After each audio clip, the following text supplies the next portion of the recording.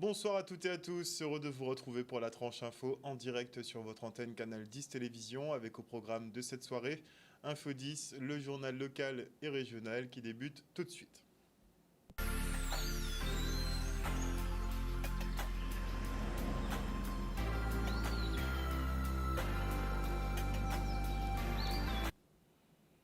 Nous sommes le mardi 23 avril 2024 et le bras de fer se poursuit entre la municipalité de Port-Louis et le Cabana Beach, condamné au tribunal administratif et en correctionnel à démolir les constructions réalisées illégalement en 2018. La direction du bar de plage a interjeté appel. Le jugement est alors suspendu et Nicolas Sémar se voit contraint de payer une astreinte de 1 000 € par jour d'ouverture, une grosse somme qu'il s'engage à régler dès que la justice l'exigera. En attendant, il reste ouvert puisque l'opération de démolition qui devait se tenir ce matin a été annulée par le sous-préfet. Les nombreux effectifs de gendarmerie et les engins de chantier ont été mobilisés donc pour rien. Un revers pour le maire de la ville, Jean-Marie Hubert, qui maintient que cette structure édifiée sur un espace naturel strictement protégé aurait pu être déplacée simplement à proximité, mais c'était sans compter le fort entêtement du gérant. Regardez. À l'heure où on parle, ils sont en train de redéposer les meubles. Si vous avez un bon zoom sur la caméra, ils sont en train de redéposer les meubles. Parce que, comme j'ai dit, comme j'essaie d'expliquer, on a été condamné à démolir les constructions étant faites en janvier 2018 à avril 2023. Nous, on est là depuis 2016. Donc, comme on a dit, on veut se conformer au jugement. Ils nous ont donné des astreintes. On va s'acquitter de payer nos astreintes. Mais on ne fait pas les choses n'importe comment. Et je sais malheureusement qu'il y a une pression politique qui est derrière.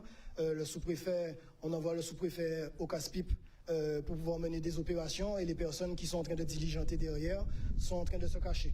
Donc malheureusement, on a une clémence de monsieur le sous-préfet qui a été très calme, très patient, qui a pris en compte ce qu'on lui a dit, qui a lu. Je salue parfaitement les colonels qui étaient là aussi également. Je salue tout le monde, tout s'est bien passé, relativement dans le calme, comme ce qu'on demande depuis le début. On veut juste travailler, on veut juste donner aux jeunes la possibilité de s'exprimer en Guadeloupe, de rester en Guadeloupe, de donner des perspectives pour pouvoir ne pas fuir le pays, rester au pays, prendre des engagements au pays. Et comme j'ai dit, chaque homme politique de la Guadeloupe doit prendre ses responsabilités à un moment donné. On ne peut pas à chaque fois chanter quelque chose, le lendemain prôner autre chose, chanter A, demain dire B, chanter C, après dire D. Voilà, nous on veut juste travailler, on ne demande pas plus de choses que ça. Travailler et de mettre les conditions pour nous, pour qu'on puisse travailler. Et merci à tout le monde, puisque les gens se sont mobilisés. Il y a plein de personnes autour des barrières, parce qu'ils n'ont pas laissé tout le monde accéder. Donc merci à tout le monde, encore une fois.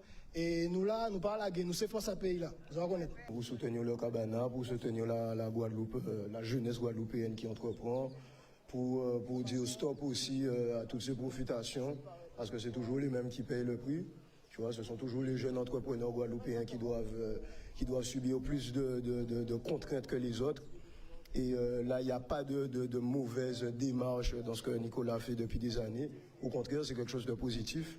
C'est lutter contre le chômage, c'est lutter aussi d'une certaine manière contre la délinquance, donner une perspective à des jeunes dans le Nord-Grande-Terre. Ça ramène beaucoup de vie, beaucoup d'activités dans la zone. Je ne vois pas pourquoi on ne peut pas trouver un terrain d'entente. On peut trouver un terrain d'entente quand ils veulent, quand les institutions veulent, ils trouvent des terrains d'entente.